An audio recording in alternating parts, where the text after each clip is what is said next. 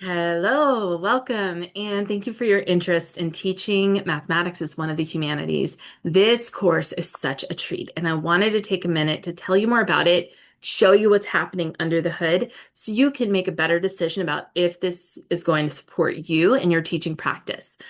Okay, so we had the blessing of having mathematician and classicist William Carey teach this course for us at Padea Academics. When you enter the course, it's 9 sessions, and he takes us through a journey beginning with helping us understand the culture of mathematics, what it tends to be like today, which most of us have experienced, but what it's meant to be in a classical sense and a humane sense. And then he proceeds to show us how we actually can reclaim it as that and enter into a way of being with mathematics in our schools and in our homeschools in just that way. It is powerful. And on top of that, William Carey is one of the best teachers I have watched teach.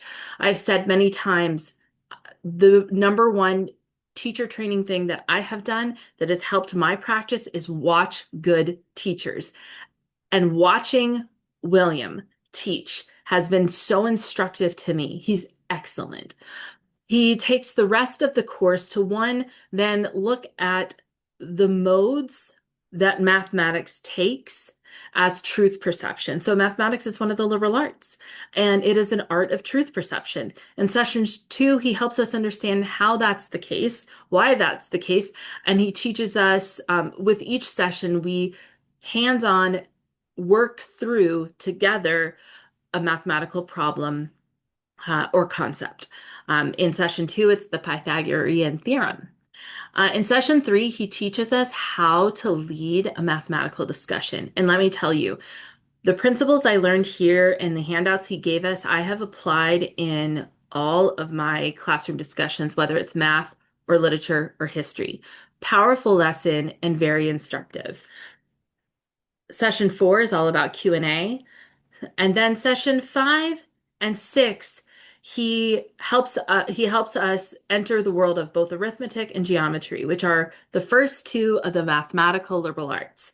Um, and session 7, he teaches us about table stakes. Table stakes has a lot to do with the work that students are doing in class and for homework that especially the class discussion that he introduces in order to teach this way. So table stakes is a term that he introduced that really is the term that labels the work we're doing together in mathematics class discussion. So he teaches us how to handle that and how to be present with that, even when it's messy, even when answers aren't coming right away, even when it's maybe not going the way we thought it would go, and how to navigate that world in a way that's fruitful for student, and helps us as teacher better know how to be a guide.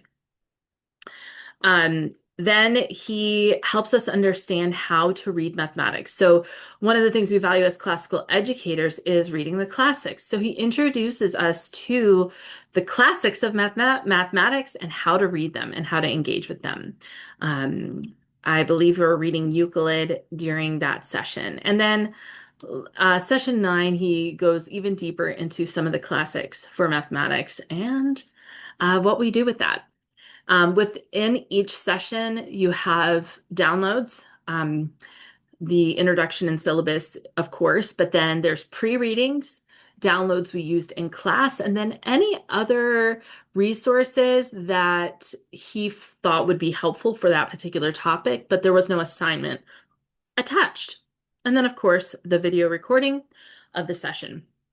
This truly was an eye-opening class for me personally, as having been a student who struggled a great deal with math and thought it was incompatible with the way my mind worked. And I learned that was just not true. And it really awakened a tremendous amount of excitement for me to engage with it in a very practical, calculated way, but also a philosophical way.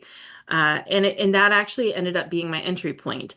So I hope this will also serve you in your classroom. Thank you for your attention and have a great day.